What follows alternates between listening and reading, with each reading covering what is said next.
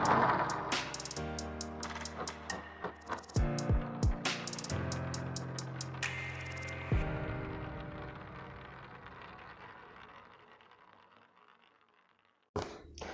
मसीह की। मसीह में मेरे प्यारे भाई और बहनों, मैं आपका भाई सूरज हमेशा की तरह एक बार फिर से आप सभी को सत्य की खोज में स्वागत करता हूं। तो चलिए हम शुरू करते हैं हमारे आज के अध्ययन, हमारी जो आज की आखिरी विषय। तो भाई और बहनों, हमारे आज की वो आखिरी विषय ये है कि उस परमेश्वर पर विश्वास करना जो असंभव को संभव बनाता है। उस परमेश्वर में विश्वास करना, जो चीज असंभव है उसको संभव बनाना। भाई और बहनों, आइए हम वचन को कंटिन्यू पढ़ेंगे। रोमियो की पत्री 4 अध्याय 18 से लेकर 25 पद तक, बिल्कुल अंतिम तक।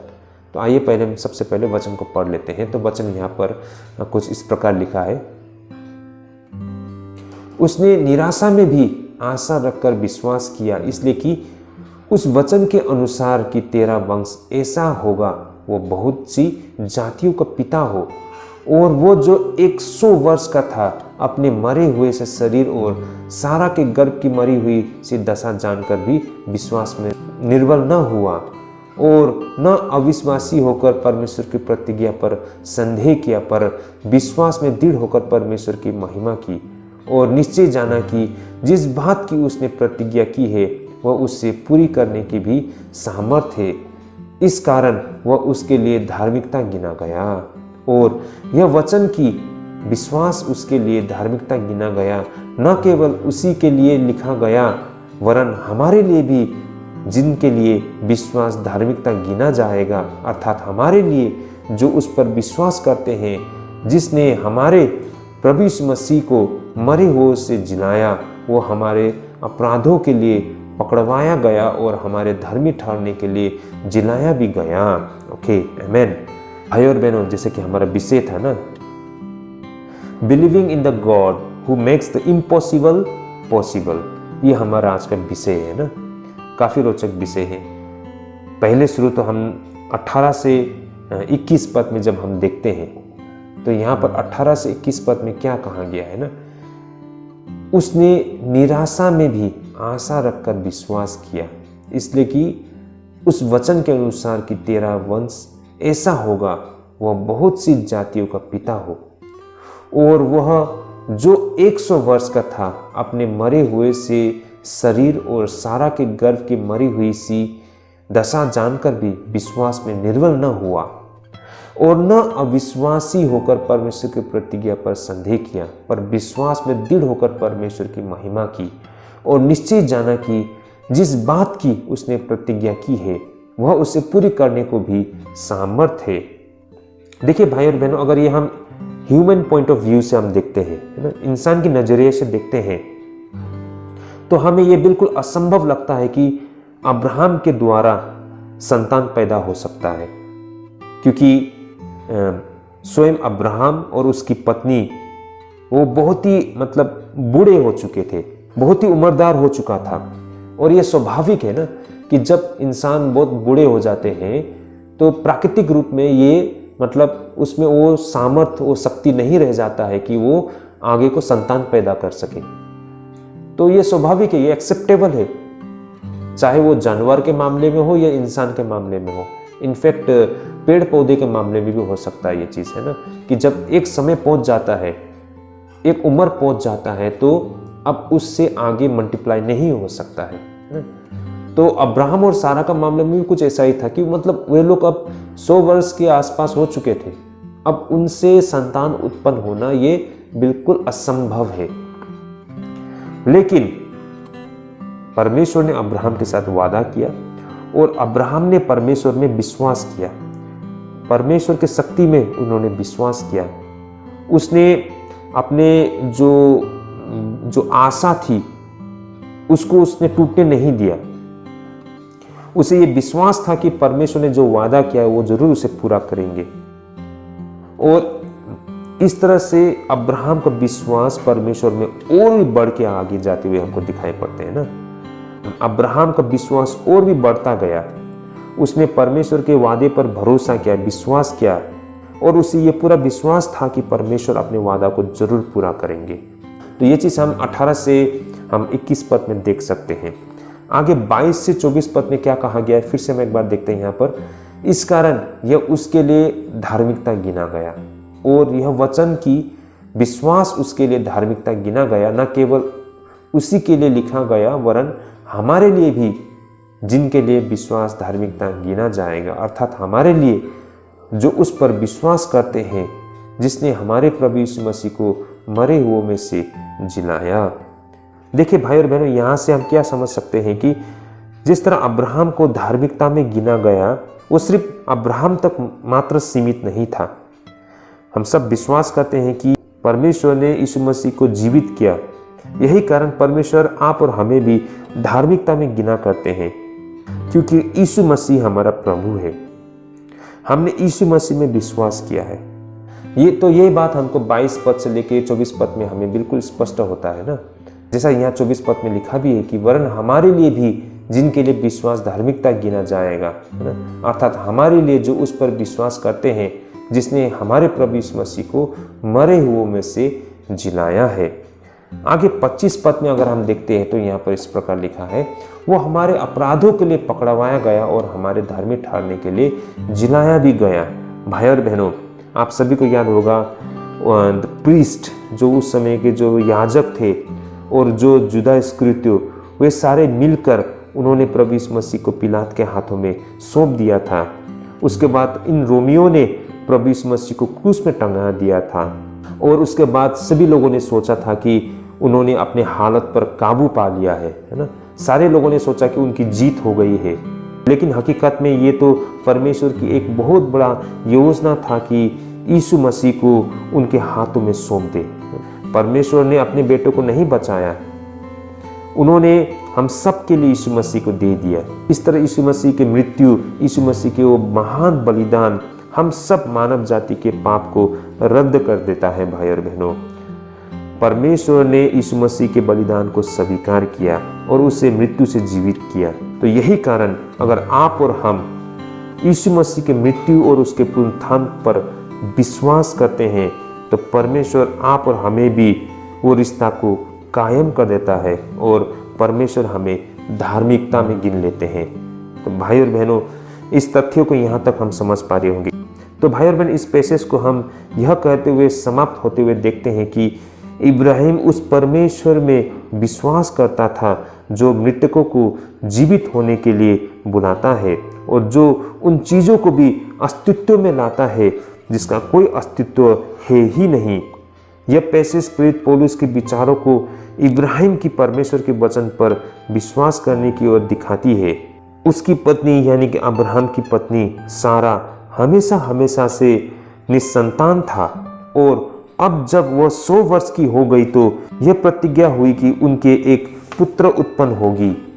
देखा जाए तो सभी आशाओं से परे सारा का बच्चे को जन्म देने की उम्र से बहुत आगे वो निकल चुकी थी, लेकिन फिर भी इब्राहिम ने परमेश्वर के बातों पर विश्वास किया जो इब्राहिम के लिए धार्मिकता के रूप में गिना गया था।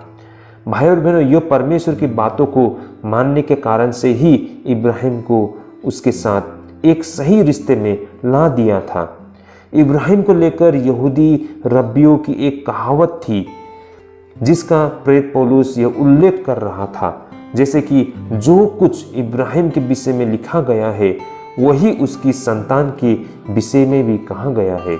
उनका मतलब ये था कि परमेश्वर ने इब्राहिम से जो भी वादा किया है वह उसके बच्चों तक भी लागू होती है। इसलिए इब्राहिम के द्वारा परमेश्वर की आज्ञा को पालन करने से उसे आशीष मिलती थी। तो यही कुछ हमारे साथ भी होती है भाई और बहनों, और यह किसी व्यवस्था को पालन करने से नहीं बल्कि परमेश्वर पर विश्वास और भरोसा रखने से होती है। इस मामले में अब्राहम के विश्वास का सार यह था कि परमेश्वर असंभव को संभव बना सकते हैं। जब तक हम मानते हैं कि सब कुछ हमारे प्रयासों पर निर्भर करता है, हम निराशावादी होने के लिए बाध्य है, क्योंकि जीवन के अनुभव ने हमें सिखाया है कि हमारे अपने प्रयास बहुत कम हासिल कर सकते हैं। लेकिन जब हमें यह पता चलता है कि यह हमारा प्रयास नहीं बल्कि परमेश्वर की कृपा और शक्ति है, जो मायने रखती है तो हम आशावादी बन जाते हैं। भाई और बहनों, इस घटना को समझने के लिए मैं एक उदाहरण को आप सभी के सामने में रखना चाहूंगा। एक कहानी है भाई और बहनों, जहां पर कुछ लोग एक कॉन्वेंट स्कूल का निर्माण करने जा रहे हैं, लेकिन उनके पास बहुत ही सीमित धन था और लोगों ने आकर उनसे कहा कि यहां तक कि सेंट टेरेसा भी अगर वो चाहे तो इतने कम धन से, इतने कम मतलब साधन से आप स्कूल नहीं बना पाएंगे। लेकिन इस पर उन लोगों का उत्तर यह था कि सेंट टेरेसा और वह सारा धन और परमेश्वर मिलकर हम कुछ भी कर सकते हैं। तो भाई और बहनों, एक व्यक्ति को अपने से महान कार्य करने में झिझक हो सकता है। ऐसा कुछ भी नहीं है कि उसे परमेश्वर के साथ प्रयास करने में झिझक की आवश्यकता हो। यह साहस केवल उसी व्यक्ति और चर्च के लिए संभव हो सकता है जो परमेश्वर को उसके वचन के अनुसार मानता है। तो भाई और बहनों, परमेश्वर अगर हमारे साथ है तो हर चीज संभव है। हम जो भी कुछ करने जा रहे हैं, इसमें परमेश्वर की अगुवाई हो तो वो हर चीज संभव है। देखिए, सुसमाचार की सेवकाई, आज भी मैं बहुत सारे लोगों को ऐसा देखता हूं कि जब हमें परमेश्वर के राज्य के लिए सेवकाई करना हो तो वहां दो किस्म के लोग हमको दिखाई पड़ता है। कुछ लोग होते हैं जो बहुत जोशीले लोग होते हैं, है ना, उनको पूरा कॉन्फिडेंस है कि वो कर पाएंगे। कुछ लोग होते हैं नेगेटिव, और बहुत सारा मतलब ये मतलब वो एक्सक्यूज देते हैं ना, वो कहते हैं कि इसकी कमी है, ये इस वजह से नहीं हो पाएगा, ये समस्या है। वो ऑलवेज नेगेटिव, नकारात्मक बातें करते रहता है। और कुछ लोग होते हैं कि सकारात्मक नहीं कहूंगा लेकिन ओवर कॉन्फिडेंस, तो ऐसे लोग भी होते हैं। तो ओवर कॉन्फिडेंस, परमेश्वर पे भरोसा न रख के अपनी शक्ति और अपनी ताकत पर भरोसा रख के करना जो चाहता है वो भी ज्यादा दूर जा नहीं पाएगा। और जो नेगेटिव सोच के रह जाते तो वो तो वहीं रह जाएंगे। लेकिन हमें परमेश्वर पर भरोसा रखना होता है। अगर परमेश्वर में हम भरोसा रखते हैं और परमेश्वर का इसमें इच्छा है, परमेश्वर चाहते हैं कि ये चीज हो, तो कोई उसे रोक नहीं सकता है। तो भाई और बहनों, हमें परमेश्वर पर भरोसा रखना पड़ेगा। हर चीज पॉसिबल है। हमें खुद पर भरोसा नहीं, परमेश्वर पर भरोसा रखना है। और ऐसा नेगेटिव लोग तो बिल्कुल नहीं बनना चाहिए ना। तो यही कारण मैं बोलता हूं कि आज भी जब मैं कलीसिया में या सेवाकाई में कुछ करने के लिए सोचता हूं तो मुझे इस तरह के लोग हमेशा दिखाई पड़ता है। और हर जगह ऐसे लोग होते हैं, लेकिन आपको उन सारे लोगों को यह सिखाना चाहिए कि हमें परमेश्वर पर भरोसा रखना सीखना चाहिए। देखिए भाई और बहनों, सुसमाचार का कार्य अभी से हजारों साल पहले शुरू हो गई थी। बेशक उस समय भी बहुत सारा चुनौती थी, बहुत सारा चैलेंजेस था। उस समय साधन नहीं थे। उस समय तो ईसाइयों पर बहुत अत्याचार हो रहा था। फिर भी वे लोग परमेश्वर के सेवकाई में इतने आगे बढ़ पाए। यही कारण तो सुसमाचार आज हम और आप तक पहुंच पाया है। अगर वो अपने ऊपर भरोसा करके अगर वो चलते तो शायद हम तक नहीं पहुंच पाते सुसमाचार। लेकिन उन्होंने परमेश्वर पर विश्वास और भरोसा किया, तभी तो यहां तक पहुंच पाए हैं। और अब भी आगे भी शायद हमारे लिए, हमारे सामने बहुत सारे चैलेंजेस होंगे ना, बहुत सारे बाधा होंगे। उन सारी चीजों को हमें नजरअंदाज करना है और परमेश्वर पर भरोसा करना है। परमेश्वर पर भरोसा करते हैं तो परमेश्वर हमारे लिए साधन बना देता है और रास्ता खोल देता है। जो चीज अब्राहम और सारा के जीवन में बिल्कुल हमें इम्पॉसिबल लग रहा था, वो पॉसिबल हो पाया है ना। वो भी इतनी मतलब जबरदस्त तरीके से कि मतलब जिसका एक औलाद होने की संभावना नहीं था, उसके जीवन से ना अनगिनत औलाद की होने की मतलब परमेश्वर ने वादा किया और वो पूरा भी होता है। तो देखिए, परमेश्वर में सब कुछ संभव है, बशर्ते ये परमेश्वर की इच्छा हो या परमेश्वर ये चाहता हो। तो हमें अपने सोच, अपने ऊपर भरोसा नहीं, परमेश्वर की सोच और परमेश्वर पर भरोसा रखना सीखना चाहिए हर चीज़ संभव है भाई और बहनों। तो ये था हमारा आज का तीसरा विषय। आई होप यहाँ तक इन तथ्यों को हम समझ पाए हैं। तो आज हमने जो भी सुना है, अगर हमें लगता है कि ये हमारे लिए बहुत आशीषित है, तो इस विषय को अपने फ्रेंड रिलेटिव सभी के साथ शेयर कीजिए, ताकि उन तक भी सच्चाई या तथ्य पहुंच सके। तो आज के लिए हम यहीं पे स्थगित करते हैं। अगले अध्ययन में हम जरूर मिलेंगे। परमेश्वर आप सभी को आशीष करे। जय मसीह की।